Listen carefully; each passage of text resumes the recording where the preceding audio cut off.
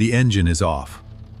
You are parked in your driveway, just 10 feet from your front door.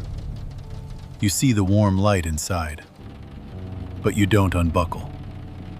You just sit there, gripping the wheel, staring at the garage. The engine ticks as it cools, and a heavy question rises in your throat. Why is the hardest part of the day simply walking through my own front door? You aren't hiding, you're just pausing.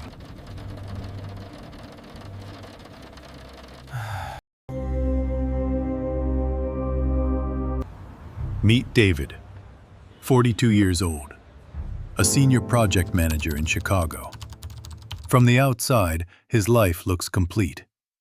A house in the suburbs, 2 healthy kids, a golden retriever, a car that smells like leather and success.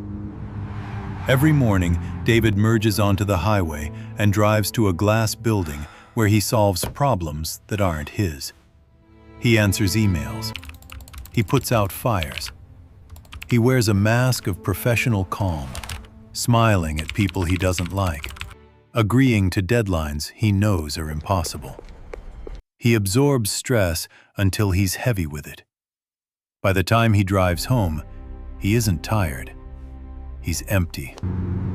When he pulls into his driveway, the silence should feel like relief. Instead, it feels like a wall. Because inside that house, he has to become someone again. Dad, husband, provider. And sitting alone in the dark leather seat, he feels like he has nothing left to give. So David starts stealing time. 5 minutes becomes 10. 10 becomes 20. He replies to a text implying he's still driving, or tells his wife traffic was bad, when he's really been sitting in the driveway. He scrolls through news he doesn't care about, plays games just to numb his mind. Sometimes, he just closes his eyes and listens to the engine ticking as it cools. But the silence brings guilt.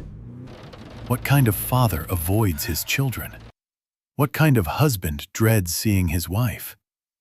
He's terrified that if he walks in now, he won't bring love. He'll bring the toxic energy of his office. He's afraid he'll snap at his son for being too loud, or ignore his wife because he's out of words. He looks through the window, sees his daughter doing homework. He loves them more than his own breath. So why won't his body move? Why does the car feel safe and the house feel like a stage? David thinks he's broken, that he's losing his love. He doesn't realize he isn't running away from them. He's trying to find himself so he can be with them.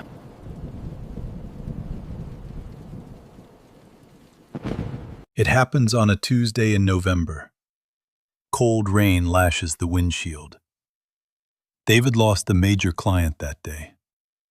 His boss humiliated him in a meeting. He pulls into the driveway and turns off the engine. And suddenly, the dam breaks. The front door opens. His youngest son, Leo, runs outside into the rain, smiling, waving, waiting for his hero to step out of the car. But David can't move. His hands shake. His chest tightens. He locks the doors. Leo stops, confused, looking through the rain-streaked glass. David mouths, "1 minute," and motions him back inside. When Leo disappears, David rests his forehead on the steering wheel and breaks down. A sob he's been holding in for years. A grown man, alone in his driveway, afraid of dinner conversation. He thinks, "I'm failing everyone." That weekend, David visits his old mentor, a retired psychologist. Over coffee, he confesses everything. "I think I'm depressed," David says. "I sit in my car because I can't face my life." The man smiles gently. You aren't depressed, he says. You're decompressing. He explains. Human beings aren't machines. We can't switch from work mode to love mode instantly. Think about our ancestors, the mentor says. They walked home from the fields. They had an hour of silence to transition. Today, we teleport.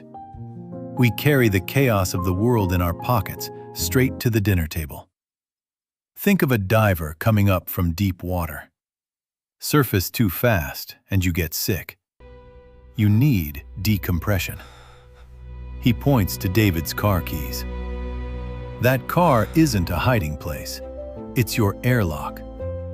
You give energy to your job all day. Then you go home and give energy to your family. But tell me, David, when do you give energy to yourself?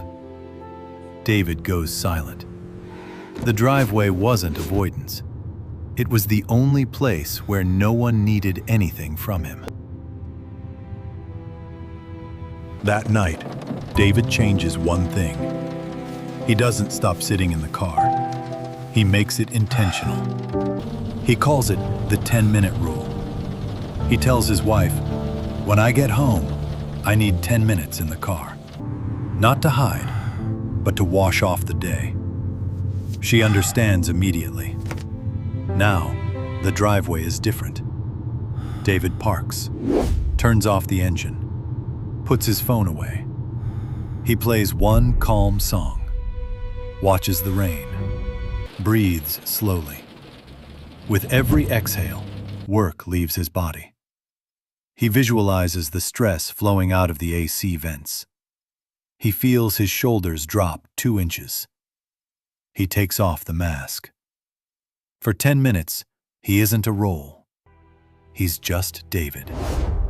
And when the time is up, he opens the door and walks inside, present. When he hugs his son, he's really there. We live in a culture that glorifies grinding, always productive, always busy. But without pauses, people break. Silence is not laziness. Rest is not weakness. You are not failing your family by taking a moment for yourself. You are protecting them. You can't pour from an empty cup, and you can't love fully if you've lost yourself. So tonight, when you get home, before you step into the next role, pause, sit, breathe. Come home to yourself first. Do you have a driveway moment? Where do you decompress? Share it in the comments. You're doing better than you think. Take a breath. I'll see you in the next story.